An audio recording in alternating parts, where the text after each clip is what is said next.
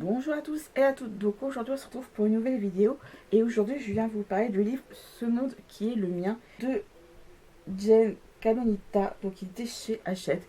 Ça fait partie de la série Twisted Tale. Donc en fait pour ces livres là il y a c'est toute une collection, mais aujourd'hui je viens plus précisément vous parler de celui-ci.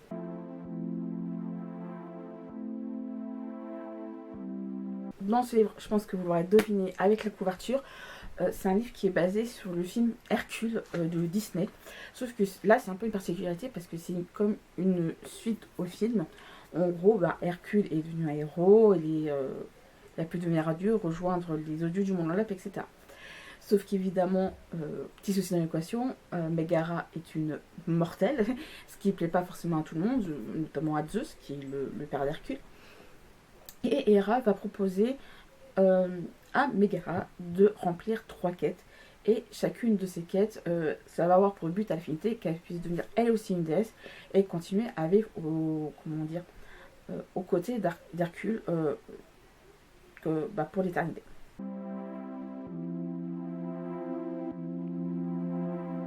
Comme je l'ai dit, c'est donc évidemment une collection où vous avez, comme vous avez pu le voir, plusieurs romans qui sont là. Je sais pas s'ils sont tous là. Vous avez par exemple Ce Rêve Bleu qui est basé sur le film Aladdin, Oser ses rêves qui est basé sur Cendrillon, Histoire éternelle, donc La Belle et la Bête, Profondeur de l'océan, La Petite Sirène, Renouveau, La Reine des Neiges, Réflexion, Mulan, Un jour ma princesse viendra, donc lié à Blanche-Neige, Il était un rêve, La Belle au bois dormant, Tout droit jusqu'au matin, ça a l'air d'être lié à Peter Pan, et Un joyeux anniversaire qui est relié pour le coup à Alice au Pays des Merveilles. Je crois qu'il y en a d'autres parce que j'en ai vu qu'il y avait toute une collection à Cultura, mais j'ai pris celui-là parce que Hercule c'est un de mes Disney préférés. Et ça, ce qui fait que en fait, j'ai bien aimé ce Disney là. Et vu, comme je vous disais, j'étais vraiment là, je suis vraiment dans une grosse période mythologie grecque. Et vu qu'Hercule c'est un mythe grec et tout, j'étais en plein dedans. Donc là, comme vous l'avez compris, c'est une suite directe au film. Donc c'est ce qui était plutôt bien, c'est que vu que la fin fait un peu suite au film, comment dire, fin ouverte, où le monde on ne sait pas ce que deviennent Hercule et Megara, etc. par la suite. Là j'ai bien aimé que certes le début là diverge un peu de la fin du film, parce qu'en effet Hercule retourne vivre sur Terre avec Megara, ce qui n'est pas le cas ici. Mais je trouve ça plutôt intéressant d'avoir une sorte de suite au film, où là pour le coup on est concentré comme on fait sur Megara, qui est là pour le coup c'est vrai que un personnage vraiment à part dans le film, qui est vraiment une acolyte d'Hadès, etc., etc. J'ai bien aimé aussi que dans ce livre-là, on est concentré sur Megara, parce que non seulement on la suit elle, mais il y a ce côté où on en apprend beaucoup sur elle par le vis de son passé, son enfance avec notamment sa mère, et comment elle en est venue à vendre son âme à Hadès. Ça c'était plutôt chouette parce qu'en effet, dans le film, Hercule justement, on ne sait pas de qui, de quoi, comment, pourquoi Megara vend son âme à Hadès. On ne sait pas pourquoi. Et là j'ai aimé que le fait qu'on apprend pourquoi elle a vendu son âme à Hadès, c'est vraiment intéressant parce qu'en effet c'est un lien avec ce qui va se passer également dans le roman. Alors j'ai bien aimé qu'il y ait une sorte de parallèle avec les 12 travaux d'Hercule, parce qu'elle doit mener évidemment 3 quêtes. Mais je crois qu'il y en a 3, mais je suis en train de douter. Mais en tout cas, elle a en effet des quêtes à remplir, et notamment des quêtes qui sont liées justement avec son passé. Ça m'a fait penser un peu au principe des 12 travaux d'Hercule, et notamment ce qui s'est passé dans le film Hercule.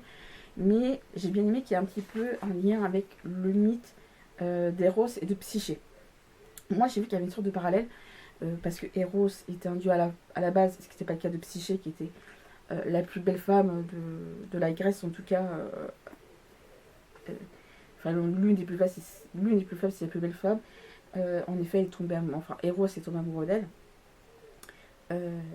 Et elle, de fil en aiguille, elle avait tombé amoureuse de lui sans savoir que lui à la base c'était un dieu. Je vous conseille de vous renseigner également, de vous renseigner sur le mythe d'Eros et de Psyché, parce que c'est un très beau récit. Mais il y avait ce côté évidemment où il y a ce parallèle où certes Eros est un dieu et Psyché une mortelle. Bon, là Hercule est un demi-dieu, mais Megara reste comme une mortelle. Et en fait, Psyché, pour pouvoir continuer à vivre auprès d'Eros, va être amené à faire 3 quêtes, faire 3 quêtes pour potentiellement vivre auprès d'Eros. Sauf que là, dans ce livre, c'est Hera dans un premier temps qui lui donne ses quêtes, tandis que dans le mythe d'Eros et Psyché, c'est Aphrodite qui, elle, est justement également la mère d'Eros. Donc c'est pour ça que j'ai bien aimé ce parallèle-là avec ce mythe-là, c'est le fait que ces espèces se ressemblent beaucoup.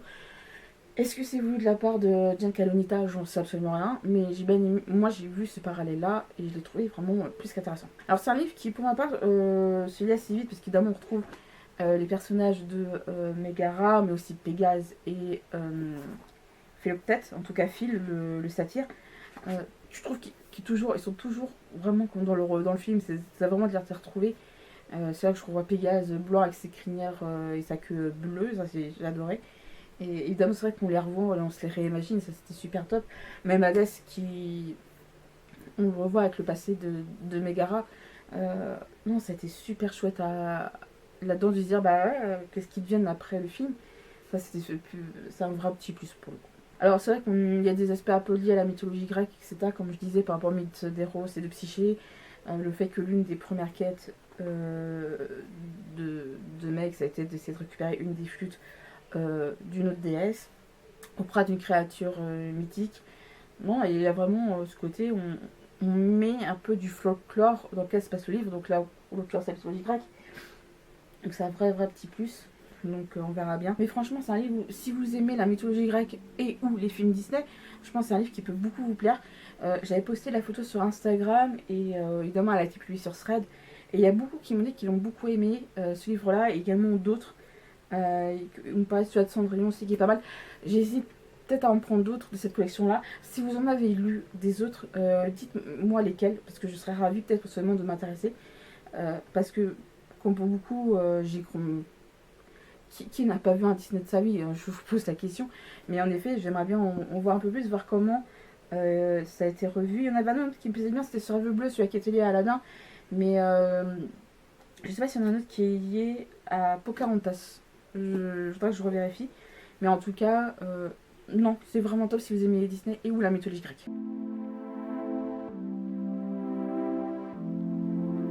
Ma chronique sur ce monde qui est le mien, donc là, qui est l'un des romans de la saga Twisted Tale de Giancarlo Onita chez Hachette est terminé. J'espère que vous a plu. N'hésitez pas à me donner vos avis. Et sur ce, je vous dis donc à la prochaine.